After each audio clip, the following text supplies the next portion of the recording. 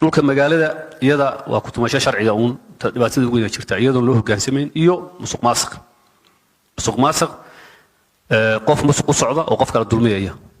oo qofka qaadanaya iyo sidoo kale ku tumasho sharciga oo ku tagrifal awoodeeda mas'uuliyiinta xaggeeda ka imanaysa badanka ayaa ugu badan dhibaatooyinka jira waana goldolooyinkii runtii isbedelka kadib muuqda u baahan wax laga qabto arrinta kale waa dhanka maamul wanaagga iyo isla xisaabtanka haddii qof dembi lagu qabto uu dhibaato sameeyo aan lala xisaabtami karayn waayo qofku markaaba wuxuu helayaa dad u dooda wuxuu helayaa qofka wax kale marka iska diiso qofkii account lacag kala baxay intuu saxiix khaldan sameeyay account lacag kala baxay lagu hayo lacag dad u doodin baa ku imanaya ku oranaya lacagtan waxa laga yaabaa masaakiin ceel in lagu qodiyo ama biyo la siinay masaakiinta iyo waxa lama eegayo shakhsigu markaa wuxuu helayaa difaac buu helayaa arrintaasina dhibaato weyn ayay nagu haysaa ta kale waa arrinta dhanka siyaasadda qodobka afraad si ay uga dhaqmayaan dawladda iyo ururada mucaaradka ama ururo mucaarada ma ahayd dadyo kale xorta ah si ay uga dhaqmayaan iyaduna arrin jirta weeyaano maadaama uu hadda ku hor ay iska caddayd oo fagaaruhu hal ciiduna ay joogi jirtay hadda markay 2 iyo 3 iyo 4 soo galaan garoonka see la yeelayaa taa laftigeeda ma cadda waxaa jirta fikir ah in maadaama dawladdu ay dulmi wada jirtay oo dadku intii ay iyagu ay garaadku siyaasadood ay yeesheen ama intay garanayaanba dawlad uun dad xidha laysa disha caburisa ay arki jireen haddii dawladda iyo ururada mucaaradka isku dhacaan automatically inaan hoosba loo eegayn maxaa la isku qabtay mawduuca kolkaaba lala xiriirinayo tacaddi iyo ku tumasho awoodeed lala xiriirinayo loo odhanayo xadgudub baa jira mucaaradkii baa la xidhayaa qofkan mucaaradka muxuu sameeyey isma weydiinayo ilaan qofka mucaaradka sharci baa qabanaya isaga laftigiisa ma dembi buu galay dembiga hadduu galay waa sidee maxaa sharci markaan saalaya ma difaacaya dawladda goldolooyin fara badan oo dhaqankii siyaasadeed laga dhaxlay meesha oo ah un qofka haddii la mucaaradka la iska xidhay lagu beyloobo ama go'aan siyaasadeed la iska sugo oo ciddii soo xidhay ayna iska xilsaarin mas-uuliyad qofkan aad soo xidhay waxaad ku soo eedaysay caddeynteedii keen waan garanayaa laakiin guud ahaan dadka haddii maanta la yidhaahdo jaamac nin la yidhaha baa la xidhay oo urur mucaarada waxaa iska jira mucaaradku maadaama uu tabar yar yahay dawladduna xoog badan tahay kulli waa laga gardaran yahay firda xoogaala noocaas kulli waa laga gardaran yahay baa kaa laftigiisu wuxuu wiiqayaa wuxuu yeelayaa sarayntii sharciga sababtoo ah saraynta sharci ahayd cid walba lala xisaabtamo dawladda iyo ku kalaba arrimaha dhanka siyaasadda marka laga hadlo adduunku wuxuu ku kala socdaa fagaaruhu siyaasaddu ballaadho waxaa la leeyahay isu dulqaadasho mutual toleration in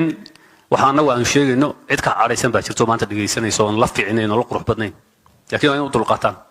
waxa iyagu sheegayaan waa in u dulqaadano xitaa haddii uu yahay waxaan aan raalli gelinay talabaad in institutional restraint wax la yiraahdo la sameeyo mutual toleration waa qodobka hore ka labaadna institutional restraint baa la yiraahdaa waxa weeye ka hore isu dulqaadasho marka sidaas oo kale siyaasaddu ay u tahay siyaasad lagu kala fog yahay polarized lagu kala fog yahay in la isu dulqaato oo dulqaad uu jiro talabaadna waa in cid walba waxay gacanta ku hayso ay tashiilato oo ayna ku tagrifalin ay muujiso maaragtay iyadoo karaysa waxa aynay samayn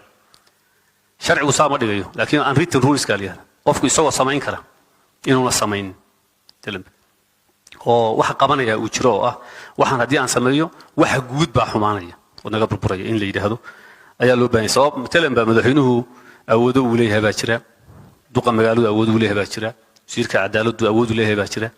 awoodda uu leeyahay oo qaarkeed uu iska xakamayo isagoo xaq u leh weey waxaan ka hadlaya kuwa sharciga kama hadlayo waxyaalaha siyaasadda guud ku soconayso oo ah in kasta oo qofka ay caayay beenta iga sheegay ee dhibta ii geystay aan xaq ugu leeyahay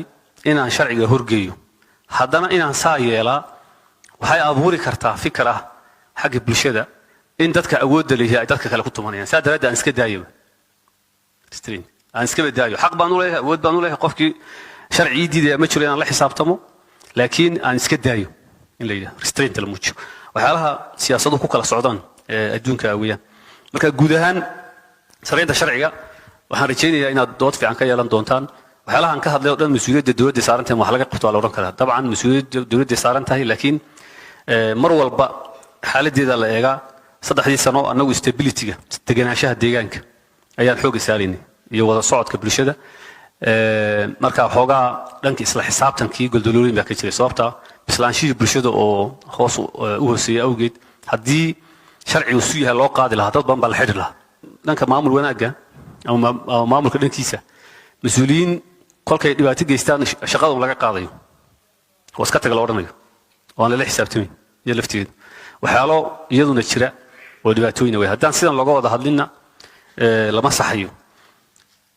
waxyaalahaasoo dhan dowladda dabcan ay tahay inay saxdo laakiin dowladda waxay sixi kartaa marka bulshadu iyo dowladda ay ka midaysan yihiin arrintaa in la saxo dowladda iyo bulshada badan dowladda oo minority oo yar oo ashkhaas kooban oo waraaqa loo qoray meelaha jooga ah haddii ay istiraahdo wax bulshada ay diidan tahay inay fuliso waa wax soconaya ma waad ogtihiin rasuulka sallallahu alayhi wasallam kolkii uu tabarta yara qaabkii uu diinta u waday markii dambe isku mid maahayn marka inaga lafteena waa saasoo kale meelo badan baa qofka iska soo oranaya sareynta sharciga ma ka shaqeeyaan iyaga dowladda isla qofka sidaa lihi aroorta ku xigta hadii la yiraahdo qof hebel la yiraahdo baa la qabtay wuxuu leeyahay maxay tii hore lagu dhaabaa kan dadka la xidhay oo aroorta baa oranaya isaga qofka laftiisa dadka waa la xidhay maxaa